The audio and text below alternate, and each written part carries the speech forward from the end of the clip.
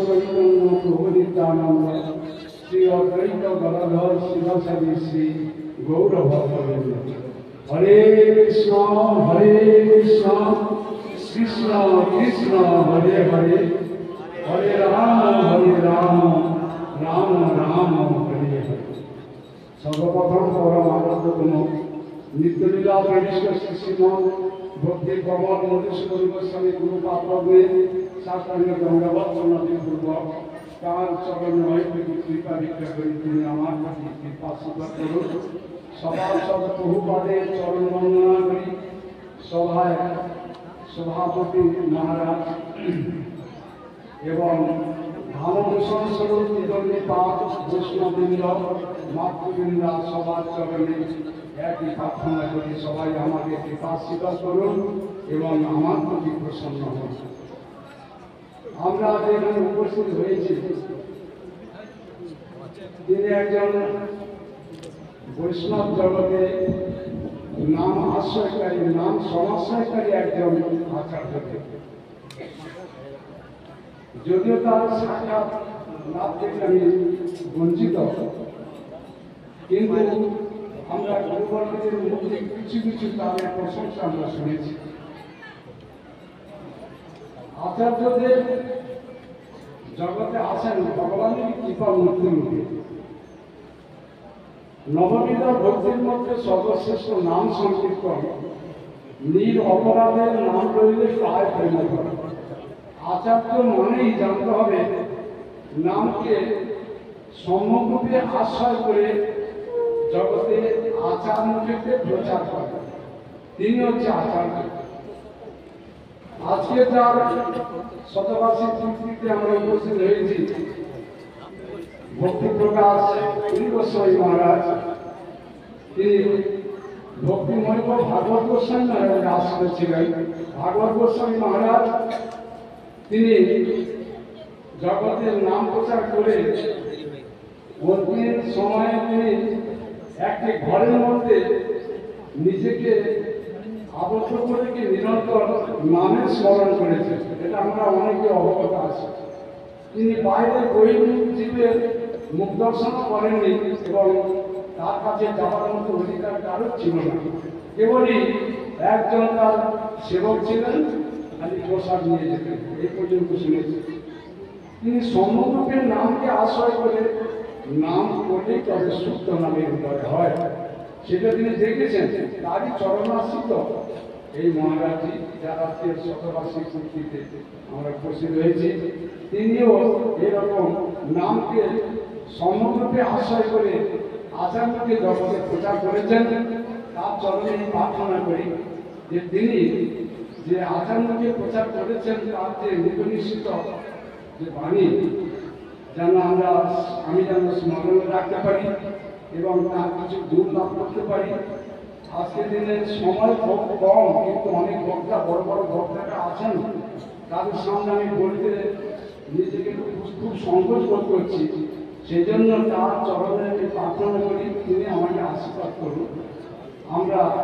আমি অভিজ্ঞ নিজ এবং আমার ধর্ম বিষয়ে কিছু আমার অভিজ্ঞতা নাই, আমি অলস, আমি অনর্থযুক্ত জীব। ফলে তার চরণে প্রার্থনা করি তিনি আমাকে কৃপা করুন এবং সবাই সভাপতি মালার বিদর্মীবাদ সবার চরণে একটি প্রার্থনা, সবাই আমাকে আশীর্বাদ করুন। এই বলে আমার পুত্র ভক্তিত ঘোষণ করলাম। বাঞ্ছা কল্প করি বৈশ্য কৃপা সিন্ধু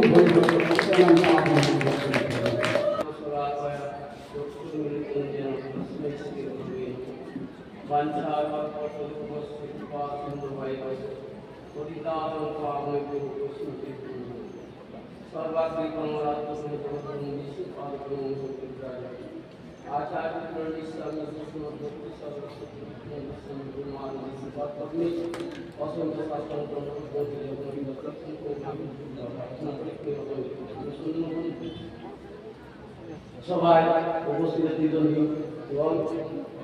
এবং যারা পরম পূজ্যবাদ ভক্তি প্রকাশ গোস্বামী মহারাজ সকলের কর্তব্যে অসংখ্য শাসন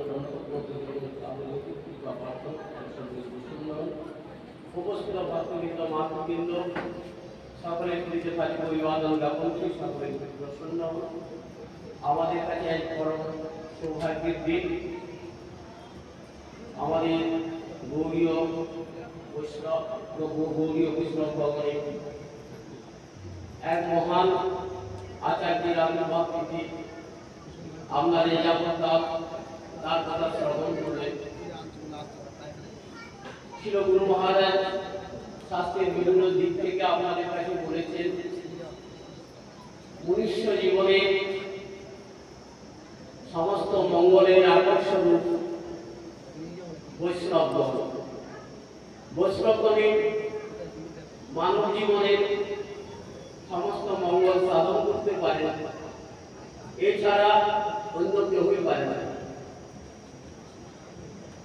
তো সেই বৈষ্ণবের মহিমা সম্পর্কে শাস্ত্রে ঘুরি ঘুরি বর্ণন করা হয়েছে। কপিল দেব মাতা দেবহূতিকে বলেছেন, মা তো সাধু সঙ্গ কর। মা বললেন, আমি সাধু চিনব কি করে? তার উপরে কপিল দেব বলেছিলেন, তিতিক্ষব কালিন্দ সুবিধ সর্বদেই নাম অজাত সত্রবসন্ত সাধুনাম সাধুনাম। এই সব কথা সাধুর লক্ষণ সম্পর্কে, সাধুর মহিমা সম্পর্কে কপিল দেব মাতা দেবহূতির কাছে বলেছিলেন। আর যার আবির্ভাব তিথি, সেই পরম পূজ্যপাদ রামকৃষ্ণ জগৎগুরু বিষ্ণুপাদ স্বামী কৃষ্ণ ভক্তি প্রকাশ গোস্বামী মহারাজ, তিনি তার নিজের জীবনে এই শব্দগুলি, শ্রীমদ্ ভাগবতের এই শব্দগুলি নিজের জীবনে প্রতিফলিত করেছিলেন এবং নিজের জীবনে আচরণ করে জগতের মনুষ্যগণকে তিনি শিক্ষা দিয়েছিলেন। কেমন ভাবে হরি ভজন করতে হয়, বৈষ্ণবের কাছে কেমন ভাবে দমন করতে হয়, কেমন ভাবে কৃষ্ণ নাম করতে হয়, তিনি তা শিক্ষা দিয়েছেন।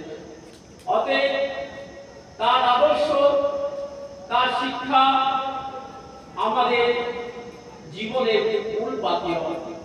আমরা আজকের দিনে যদি তার বাক্যগুলোকে আমরা অবগত মস্তকে পালন করি, তবেই আমাদের মঙ্গল সাধিত হবে। এছাড়াও আমাদের মহাজনগণ গুরুপাদ পদ্মের কিভাবে সেবা করেছেন তাও শাস্ত্রে প্রমাণিত আছে। নরোত্তম ঠাকুর লোকনাথ গোস্বামী পাদ পদ্মের কেমন ভাবে সেবা করে নিজের জীবনকে ধন্য করেছেন এবং জগতের মনুষ্যগণকে শিক্ষা দিয়েছেন। তিনি তার পদেতে বলে গেছেন, গুরুমুখ পদ্মবাক্য চিত্তেতে করিয়া লক্ষ্য আর না করিও মনে। গুরুদেব যে বাক্যটা বলেছেন সেটা যদি শিষ্য অবনত মস্তকে পালন করতে পারে বা পালন করে, তবে তার মনুষ্য জীবনটা সার্থক হবে। সে তার গুরুদেবের কৃপায় ভগবান পার্থক্য লাভ করবে এবং এই মায়াময় জগৎ থেকে চিরতরে নিষ্কৃতি পেয়ে চিরসুখ লাভ করবে। এই বিষয়ে কোনো সন্দেহ নেই। আমি এখানে বিশ্রাম দিচ্ছি। বাঞ্ছা কল্পতরু কৃপা সিন্ধু ভাই পতিতানং পাবনেভ্যো